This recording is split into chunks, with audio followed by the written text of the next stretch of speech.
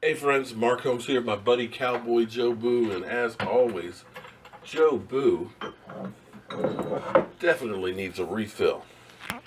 Man, I gotta tell you, what I always try and do is, I don't like to try and start a whole bunch of crap or anything like that. I like to try and give you the stuff straightforward and all that. But a lot of times, a lot of these guys out there, what they're trying to do is get clicks. And they will say the stupidest stuff in the world to try and get you to listen. And I got to tell you, Eric Davis, you really are trying to either you're just stupid or you're just trying to start some crap. Because if you listen to Eric Davis, you would think that Dak Prescott is the worst quarterback in the NFL. He's talking about how much stuff he's leaving on the table.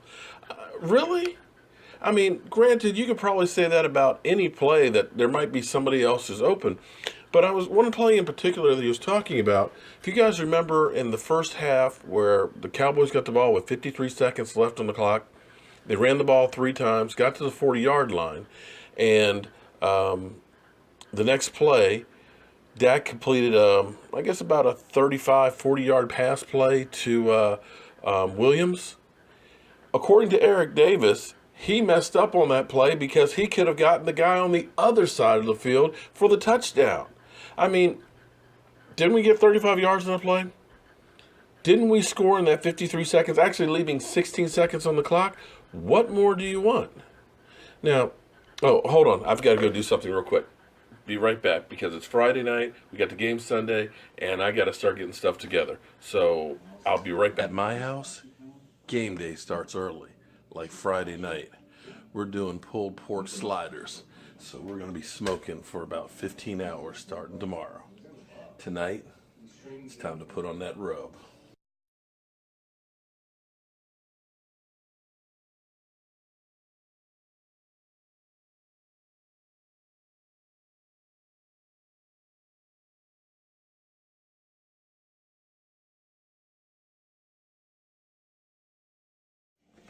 Doesn't that just look incredible?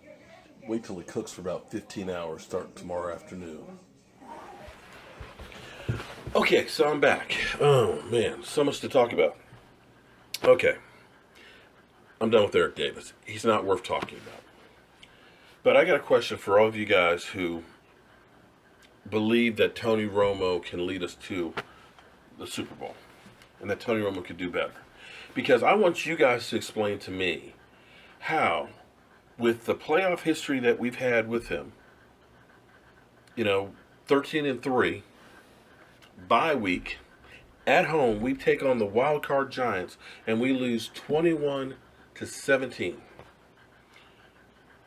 We had over 150 yards rushing, so it wasn't that it was all on him. His average per completion in that game was 5.5. And the reason I remember that is because his running, because he ran three times for 17 yards, which came out to 5.6. So he actually rushed the ball, got more yardage per rush than he did on pass completions. We had the bobbled field goal snap in Seattle. We had the complete butt whipping in Minnesota 31-3. And then, of course, the game against Green Bay, where everybody will say, well, if Dez had caught it, we'd been there. But I look at it as this. It was 4th and 1. You had DeMarco Murray, who had been beasting all season. You had the best offensive line in football. He changed the play to go 40 yards downfield on a 4th and 1 when there's still a lot of time on the clock. Wouldn't it have been better to maybe have dinked or dunked or even ran the ball for that first down, eat up some more of that clock, and then try and get that touchdown instead of getting it all right now? Because you didn't want Aaron Rodgers right then to have the ball, because Aaron Rodgers could move the ball down the field real quick. But, that's just me. So if you guys can convince me why Tony Romo can now lead us to the Super Bowl when he hasn't been able to in the playoffs thus far, please, I want to know. And one other thing that is driving me crazy, because, a lot of times, I guess I watch too much of these shows, because I think a lot of times they're just there to just start some stuff, get people like me to watch it and talk about it. But everybody keeps talking about how great the Eagles' defense is and how well they shut down Minnesota. Guys, The Cleveland Browns offense is better than the Minnesota Vikings. The Minnesota Vikings are 31st in the NFL in offense. They're nobody. Nothing. Nada. Zero. And the week before, you let the Washington Redskins run roughshod all over that defense. An offense that's not known for running the ball right now. They rushed for over 200 yards on that great defense that they keep saying is going to shut down the Cowboys' rushing attack, keeping it tackle to tackle, and force Dak Prescott into making mistakes. Well, I got to tell you, take a look at his college film. Dak Prescott didn't make a whole lot of mistakes. He got a bad rap for whatever reason that everybody kept saying he's a running quarterback. He's a spread quarterback. Well, I got to tell you, he made more pro-style passes than any of the other guys that were out there. He makes the reads, and I don't know where these guys like Eric Davis keep saying he doesn't make reads. He can't read the defense, because for a guy who can't read the defense, his QBR is second in the NFL only behind Tom Brady. So if he can't read defenses, tell me what the rest of the NFL is doing, because he's doing a hell of a lot better than all of them. And this whole idea that he just dinks and dunks, take a look at Carson Wentz's numbers.